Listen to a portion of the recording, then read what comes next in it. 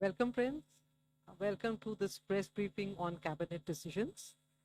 And I would now request Honorable Minister, sir, to brief the media on these decisions. साथियों नमस्कार।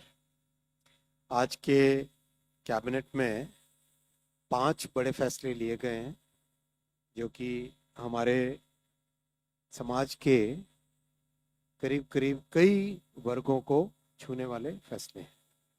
सबसे पहला फैसला लिया उज्ज्वला स्कीम से संबंधित 12,060 करोड़ रुपए का। दूसरा, किस तरह से हमारे मध्यम वर्गीय परिवारों में सस्ती एलपीजी गैस मिल सके, उसका फैसला लिया, जिसका 30,000 करोड़ रुपए का टोटल इम्प्लीकेशन है। तीसरा, हमारे राज्यों में टेक्निकल एजुकेशन इंस्टीट्यूशंस को कैसे मजबूत बनाए, नौजवानों के लिए नई व्यवस्था बने, नए साधन निकले, उसके लिए 4,200 करोड़ रुपए का फैसला है ये। फिर हमारे नॉर्थ ईस्ट में असम और त्रिपुरा के लिए 4 स्पेशल डेवलपमेंट पैकेज कंपोनेंट्स आज हुए हैं, जो 4,250 करोड़ रुपए केंद्र सरकार के और राज्य सरकार का जोड़ो तो 7,250 करोड़ रुपए के फैसले। फिर देश में इंफ्रास्ट्रक्चर की जो क्रांति चल रही है उसमें एक और नया सेक्शन जुड़ा है, मरकनम से Puducherry 4 lane highway 2,157 crore, total 52,667 crore. PM Ujjwala योजना दुनिया में आज सब जगह रिकॉग्नाइज्ड है, इंक्लूसिव ग्रोथ का एक बहुत बड़ा एग्जाम्पल। और इंक्लूसिव ग्रोथ का भी एक ऐसे लेवल का, ऐसे स्कोप का, ऐसे स्केल का ये प्रोग्राम है जो प्रोग्राम आज दुनिया भर में पहचाना जा रहा है।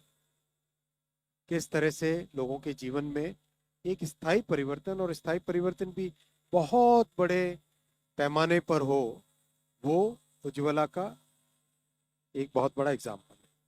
जब 2016 में माननीय प्रधानमंत्री जी ने उज्ज्वला योजना लॉन्च की थी, तब भावना इसमें अंत्योदय की भावना थी, जो गरीब से गरीब व्यक्ति उनके जीवन में बड़ा परिवर्तन आए और बहनों माओं के जीवन में एक ग्रामीण क्षेत्रों में बहुत बड़ा परिवर्तन आए।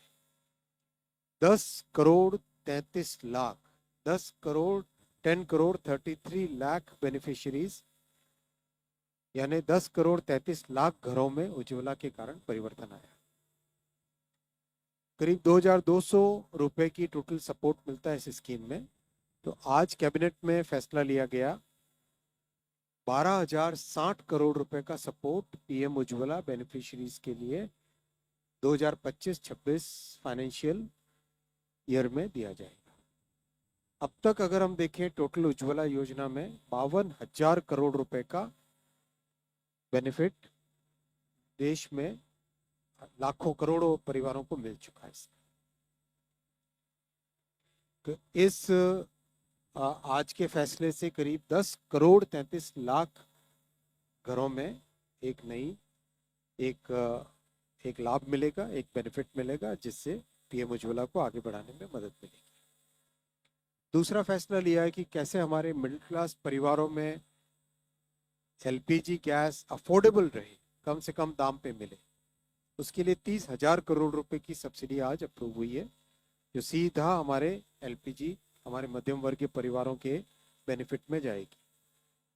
हम सब जानते हैं कि आज एलपीजी पे करीब करीब पूरा देश ही शिफ्ट हो चुका है। पुराने समय की सिगड़ी, चूल्हे, गैस, वो सब खत्म हो चुके हैं। मोदी जी ने इन 11 वर्षों में ऐसा बड़ा परिवर्तन लाए। तो और गैस के प्राइसेस, जिस तरह से आज की जियोपॉलिटिक्स है, उस जियोपॉलिटिक्स में गैस के प्राइस ऊपर नीचे होते हैं, तो उसमें हमारे परिवारों को, मध्यम वर्ग के परिवारों को कैसे हम इंसुलेट करके रखें, उनके ऊपर कोई नेगेटिव इम्पैक्ट ना पड़े, ये सोच के ये फैसला लिया गया। 30,000 करोड़ रुपीस अप्रूव किए हैं, जो कि सीधा मिडिल क्लास परिवारों के जेब से बचेंगे, जो कि उनके परिवारों में एक खुशी दौड़ेगी। तीसरा बड़ा फैसला लिया गया कि राज्य सरकारों के जो टेक्निकल एजुकेशन के इंस्टीट्यूशंस हैं, उनको सपोर्ट करना, उसमें ट्रांसफॉर्मेशन लाना, उसके लिए 4,200 करोड़ रुपए का एक प्रोग्राम सैंक्शन हुआ है। हम सब जानते हैं आईआईटी आईएम का एक सिस्टम है, बहुत एक उसका एक लेवल विश्व भर में जाना माना जाता है। एनआईटीज का सिस्टम है, दुनिया भर में उसको माना जाता है, मान्यता प्राप्त है। जो राज्य सरकारों के टेक्निकल इंस्टीट्यूशंस हैं उनमें गुणवत्ता कैसे आए, क्वालिटी कैसे आए, कैसे इम्प्रूवमेंट आए, तो 175 इंजीनियरिंग इंस्टीट्यूशंस एंड 100 पॉलिटेक्निक्स देश भर में, जिसमें करीब 7.5 lakh students and 13,000 faculty members को बेनिफिट मिलेगा, उसके लिए ये प्रोग्राम बनाया है। 5 पिलर्स है इस प्रोग्राम के। सबसे पहला होगा upgradation of the classrooms, laboratories, infrastructure, और जिससे कि उनका ओवरऑल क्वालिटी में इम्प्रूवमेंट आए। दूसरा, इंटर्नशिप और प्लेसमेंट सर्विसेज में बहुत फोकस किया है इसमें। कैसे, जैसे आईटी सिस्टम है तो आईटी सिस्टम में प्लेसमेंट का एक अपने आप में एक मैकेनिज्म बना हुआ है, जिससे कि इंडस्ट्री आती है, इंडस्ट्री के साथ एक कोलैबोरेटिव वे में एक डिस्कशन रहता है। वैसा ही सिस्टम स्टेट के इंस्टीट्यूशंस में बने, वो यहाँ पे इंट्रोड्यूस किया जाएगा। तीसरा, इंक्यूबेशन सेंटर्स, जो कि जैसे आईआईटी मद्रास का हम सबने देखा, बहुत ही अच्छा इंक्यूबेशन सेंटर है। आईआईटी दिल्ली में भी बहुत अच्छा है। वैसे ही इनोवेशन के हब्स को हम स्टेट गवर्नमेंट की इंस्टीट्यूशंस में कैसे डेवलप करें, वो इस प्रोग्राम का एक बड़ा हिस्सा रहेगा। वो इनोवेशन का एक बड़ा हिस्सा रहेगा। फिर गवर्नेंस कैसे सुधार हो, जैसे बोर्ड ऑफ गवर्नेंस का सिस्टम है आईआईटी में। आईआईटी का प्रैक्टिकली सारे 99.9% फैसले बोर्ड ऑफ गवर्नर्स के लेवल पे होते हैं। तो राज्य सरकारों में भी कैसे डिपार्टमेंट ऑफ हायर एजुकेशन और डिपार्टमेंट ऑफ टेक्निकल एजुकेशन से बाहर आकर एक ऑटोनोमस वे में एजुकेशनल इंस्टीट्यूशंस में डिसीजन मेकिंग हो पाए, वैसे गवर्नेंस के मैकेनिज्म्स। फिर फिफ्थ, जो ग्लोबल बेस्ट प्रैक्टिसेस है, उनमें से बहुत सारी प्रैक्टिसेस, बेस्ट प्रैक्टिसेस आईआईटीज में, एनआईटीज में, उनको कैसे हम स्टेट गवर्नमेंट के इंस्टीट्यूशंस में लाएं। ये फंडिंग जो होगी वो परफॉर्मेंस लिंक्ड फंडिंग होगी, और जो अचीवमेंट आएगा उसके बेसिस पे इंस्टीट्यूशंस को और फंड्स दिए जाएंगे। काफ़ी ऑब्जेक्टिव वे में इसका एवेल्युएशन किया जाएगा, डेटा ड्रिवन गवर्नेंस में। चौथा आज का फैसला है साथियों, नॉर्थ ईस्ट का। आप सब जानते हैं कि 11 वर्षों पहले नॉर्थ ईस्ट में एक के बाद एक डिस्प्यूट्स, वायलेंस, एजिटेशंस, एक सीरीज ऑफ एजिटेशंस चलता रहता।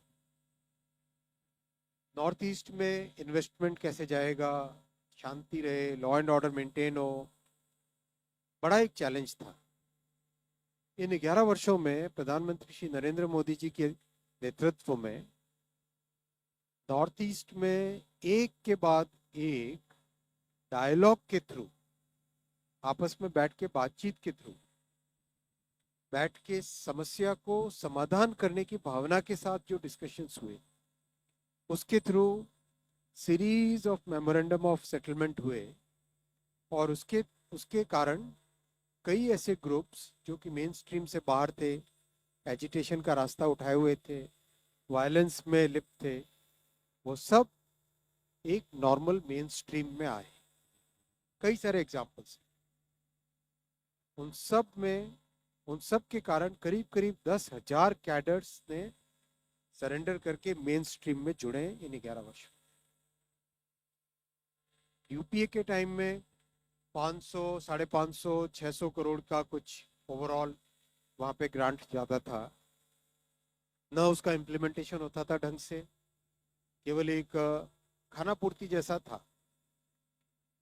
एनडीए में इन 11 वर्षों में मेमोरेंडम होना, बातचीत, और एकदम रियलिस्टिक प्रैक्टिकल तरीके से बातचीत, फिर उनके लिए स्पेशल पैकेज बनना, उस पैकेज का इम्प्लीमेंटेशन होना, और इम्प्लीमेंटेशन के बाद में उसका फॉलोअप, रिजल्ट मेन स्ट्रीम में इंटीग्रेट करना, और उनकी सोसाइटी के हर आयाम को और उनके जो विशेष रिक्वायरमेंट्स हैं उनको ध्यान में रखते हुए ये सारे प्रोग्राम्स।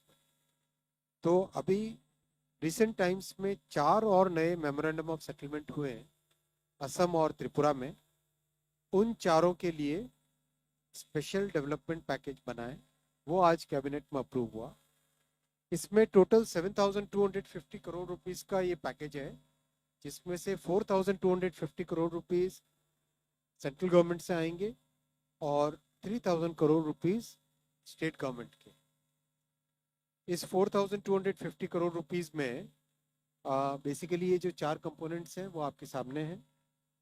सबसे पहला आसाम में है, आदिवासी ग्रुप्स ऑफ आसाम के साथ। फिर दूसरा है आसाम में ही दिमासा नेशनल लिबरेशन आर्मी और दिमासा पीपल सुप्रीम काउंसिल के बारे में के साथ। तीसरा again United liberation front of Assam के साथ, उनके कुछ ग्रुप्स थे उनके साथ। और चौथा ऑल त्रिपुरा टाइगर फोर्स और national liberation front of Tripura.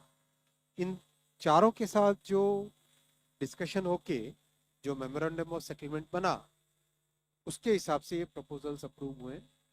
और ये प्रपोजल, इसमें कई तरह के काम लिए जाएंगे। कनेक्टिविटी के काम होंगे, एजुकेशन के काम होंगे, हेल्थ केयर से रिलेटेड काम होंगे, स्पोर्ट्स और जो इंडिजिनस मेडिसिन है, इंडिजिनस स्पोर्ट्स हैं, उन सब का ध्यान दिया जाएगा। और विशेषकर जो कल्चरल इंटीग्रेशन है, आदिवासी कल्चर को मेंटेन करना, उसके साथ साथ फिर इंटीग्रेशन करना, इन चीज़ों पे भी बहुत बड़ा ध्यान दिया जाएगा।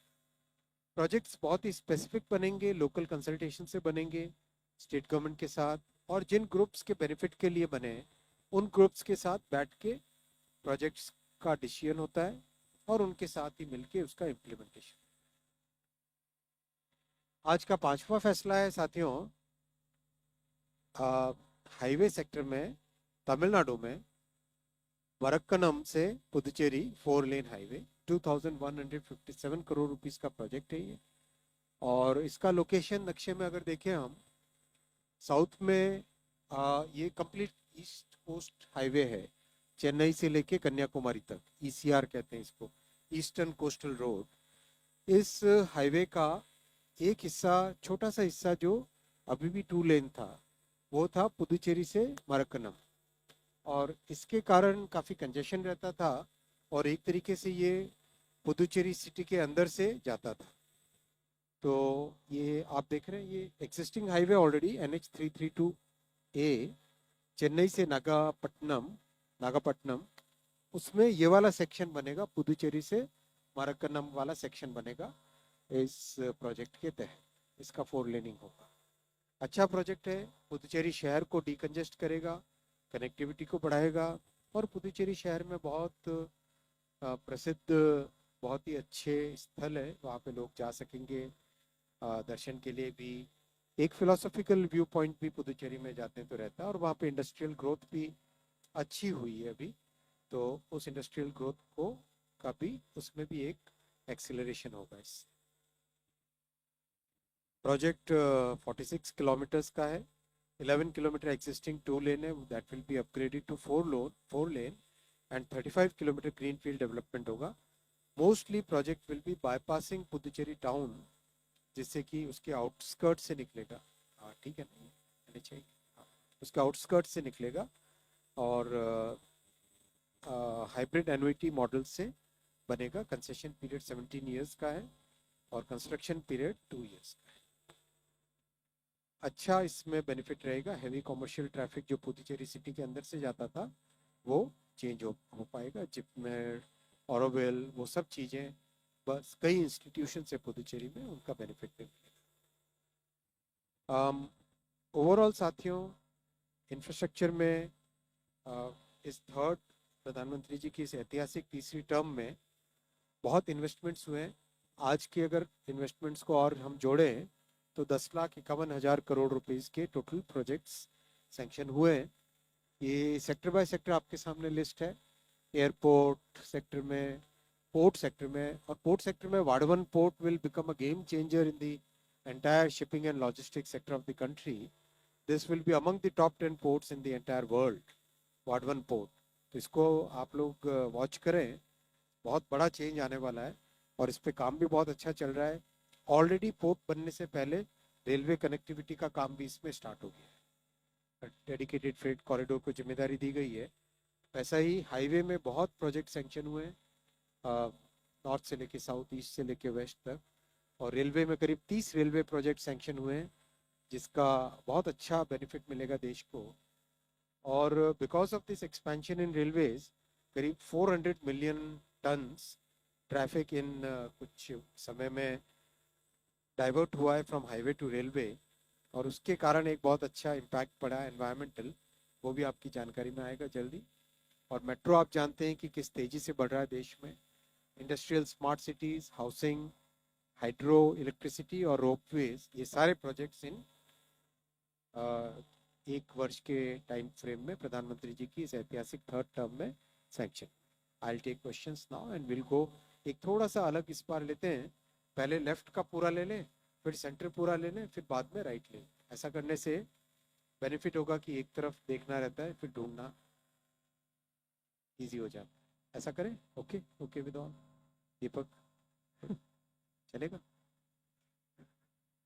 Sujit Thank you, sir.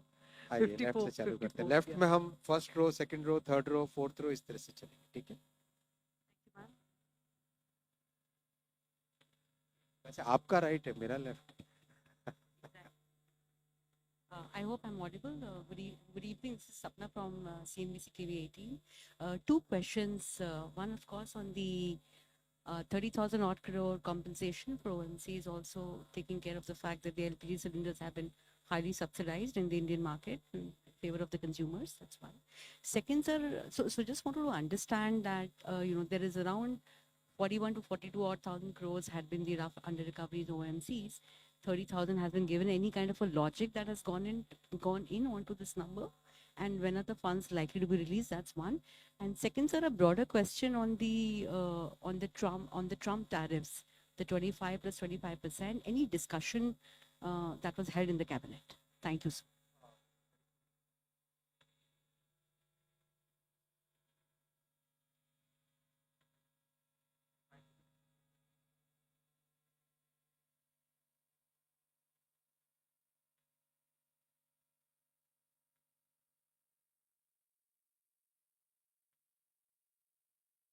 तो अभी कैबिनेट में what we have decided is 30,000 crore rupees का, because this is the amount which is attributable to the affordable LPG for households. इसके अलावा this number keeps fluctuating depending upon the market price and many other factors. So this is the number which has been approved. The second part of your question, whatever has been discussed in the cabinet is placed before you. So I'll request that we limit the questions to the points which are present. ये तो जल्दी हो जाता है। 47.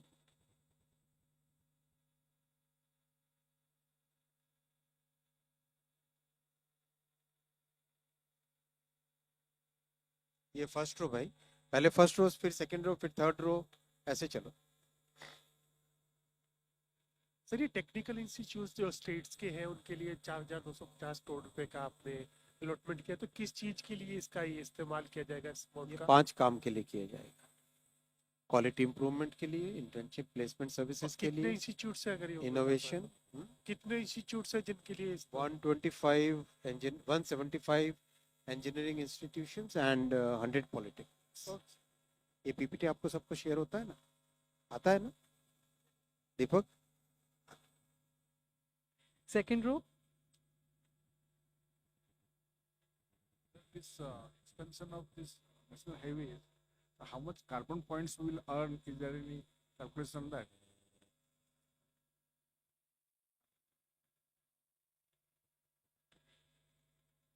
आपको जानकारी लेके बता दें। Thank you. Out of syllabus तो आप पूछ ही लोगे एक ना एक question. Yeah, sir. I just wanted to know, this development, this technical education institutes, how will these technical engineering institutes and polytechnics be selected? Whether there's state some governments के criteria? साथ consultation. Sir Tarun from C business sir मैं वापस पे आना चाहूँगा sir. जो ये पैसा जो 30,000 करोड़ है, ये सर सप्लीमेंट्री ग्रांट्स के बाद रिलीज होगा या सर अभी आप?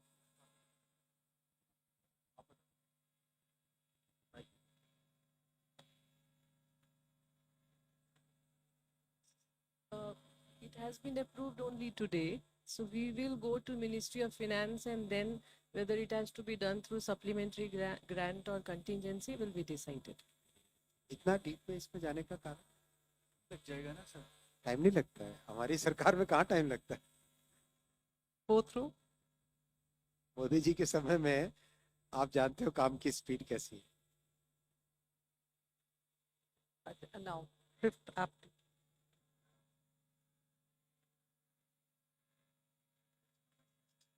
Ministry of education will share. Sixth. Yes, only. इसमें states कौन से हैं सर? सारे ही। सारे स्टेट में 100 पॉलिटेक्निक्स थोड़े हैं सर, सारे स्टेट में तो बहुत सारे हैं। हाँ हाँ, तो स्टेप बाय स्टेप जाते हैं। Sir, I'm Sahil from ENI. Just wanted to know, you talked about Vadhavan Port and you called it a game changer. Vadhavan Port. You called it as a game changer. How much it caters to? What would be the This is a capacities? new port. This is a new port which is under development now. In one of the past presentations, I have given the complete presentation on it. You can check that. And now Vadhavan Port has a full website. You can go on that website also. Government of Maharashtra, as well as Ministry of Shipping and Ports, they have complete data about it. It's very good port. It's going to be a game changer for our country. Anybody behind that? Center.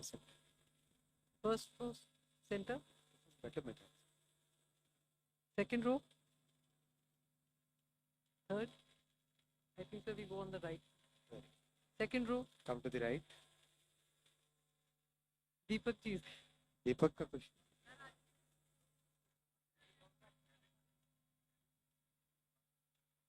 तो मैंने जवाब दे दिया ना।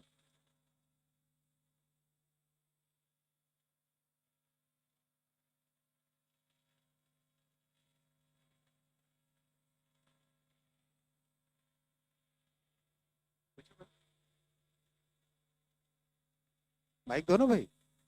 हाँ, क्या हुआ दादा? Sir मेरा सवाल है कि उज्ज्वला योजना में जो 10 करोड़ से ज़्यादा जो कनेक्शन गैस कनेक्शन दिए हैं, उसके बाद आज फिर से आपने जो पैसा जो आवंटन किया है, तो ये सर इसमें नए कनेक्शन फिर से देने के लिए है या जो ऑलरेडी जो कनेक्शन जो एग्जिस्ट करें उन्हीं को देंगे आप? उनको सपोर्ट करना है ना। 25-26 का ये तो क्या नए कनेक्शन अभी आगे जारी रखे हैं कोई बंद कर दिए?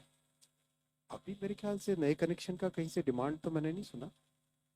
करीब सैचुरेशन हो चुका है इसमें, फिर भी मुझे ध्यान नहीं है, ये डिपार्टमेंट से आ जाएगा। हाँ जी, फिर आगे।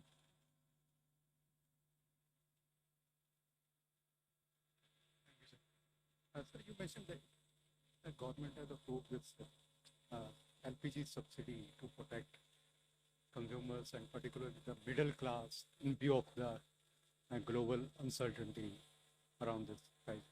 So could you please elaborate on that? What kind of uncertainty we are seeing that with you? That would be okay.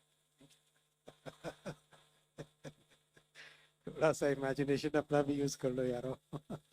आगे।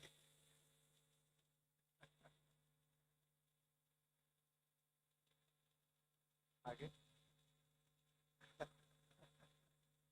चलिए, थैंक यू, नमस्कार, धन्यवाद। आज साउथ इंडियन है, तमिलनाडु का प्रोजेक्ट है इसलिए।